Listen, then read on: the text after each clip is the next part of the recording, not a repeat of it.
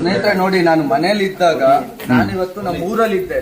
ನನ್ನ ತಮ್ಮನ ಮದುವೆಗೆ ಊರಿಗೆ ಬಂದಿದ್ರೆ ಅಬ್ದುಲ್ ರಜಾಕ್. ಸ್ನೇಹಿತರೆ, ನಾನು ಮತ್ತೆ ಹೇಳ್ತಾ ಇದ್ದೀನಿ, ಅಬ್ದುಲ್ ರಜಾಕ್ ಏನಿದ್ದ, ಅಬ್ದುಲ್ ರಜಾಕ್ ನನ್ನ ವಿರುದ್ಧ ಒಂದು ಸುಳ್ಳು ಆರೋಪ ಮಾಡ್ತಾನೆ. ನಾನು ಇಸ್ಲಾಂ ಧರ್ಮಗುರುಗಳಿಗೆ ಬೈದಿದ್ದೀನಿ ಅಂತ ಹೇಳಿ ಸುಳ್ಳು ಆರೋಪ ಮಾಡಿ FIR ಮಾಡಿಸಿ ನನ್ನ ತಮ್ಮನ ಮದುವೆಗೆ ಮನೆಗೆ ಬಂದಿದ್ದಾರೆ. ಇಲ್ಲಿಗೆ ಬಂದು ಅರೆಸ್ಟ್ ಮಾಡ್ತಿದ್ದಾರೆ. ನನಗೆ ಬಂದಿದ್ದು ಕೊಲೆ ಬೆದರಿಕೆ ಬಂದಿದ್ದು ನನಗೆ. ಆದ್ರೆ ಅರೆಸ್ಟ್ ಮಾಡ್ತಾ ಇರೋದು ನನ್ನನ್ನ. ಕಂಪ್ಲೇಂಟ್ ಕೊಟ್ಟಿದ್ದು ನನಗೆ ಕೊಲೆ ಬೆದರಿಕೆ ಇದೆ ಅಂತ. ಆದ್ರೆ ನಾನು ಯಾರ ಮೇಲೆ ಕಂಪ್ಲೇಂಟ್ ಕೊಟ್ಟನೋ ಅವ್ರನ್ನ ಅರೆಸ್ಟ್ ಮಾಡೋದು ಬಿಟ್ಬಿಟ್ಟು ನಾನು ಇಸ್ಲಾಂ ಧರ್ಮಗುರುಗಳಿಗೆ ಬೈದಿದ್ದೀನಿ ಅಂತ ಅಬ್ದುಲ್ ರಜಾಕ್ ಒಬ್ಬ ಸೋಷಿಯಲ್ ವರ್ಕರ್ ಇದಕ್ಕೆ ಸಂಬಂಧಪಡದೇ ಇರೋ ಥರ್ಡ್ ಪಾರ್ಟಿ FIR ಮಾಡ್ತಾರೆ.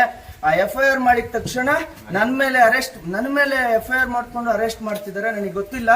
ನಾನು ನೋಡೋಣ ಮುಂದಕ್ಕೆ ಏನಾಗುತ್ತೆ ಅಂತ. ಸ್ನೇಹಿತರೆ, ನಿಮ್ಮೆಲ್ಲರ ಪ್ರೀತಿ ವಿಶ್ವಾಸ ಸದಾಕಾಲ ಹೀಗೆ ಇರಲಿ. ಈ ಸುಳ್ಳು ಆರೋಪ ಏನು ಅಬ್ದುಲ್ ರಜಾಕ್ ಮಾಡಿದಾನೆ, ಇದೊಂದು ಬಹಳ ದೊಡ್ಡ ಷಡ್ಯಂತ್ರ.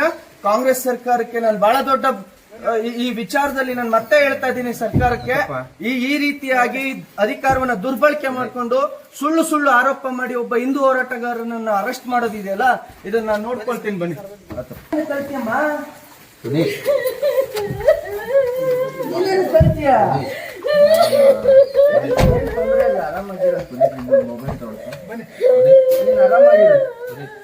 ಸರ್, ಊರಲ್ಲಿ ಇದೆ, ಬೆಂಗಳೂರಿಂದ ಬಂದೆ ನಾನು.